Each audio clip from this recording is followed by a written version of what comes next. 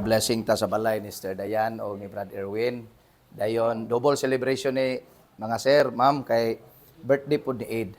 Actually, kada birthday ani, pag imbitahon ko, karon gyud nga pizza 29, mao po'y nasa akong birth certificate, ang birth date nako, pero 27 ang ako ang adlaw nga natawhan.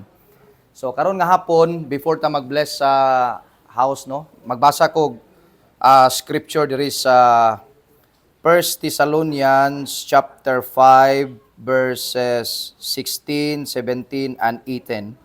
Ingon ang Bible, rejoice always.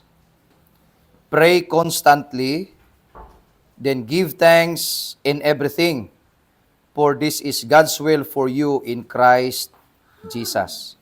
So dunay tulo ka butang nga akong i-share nganhi kaninyong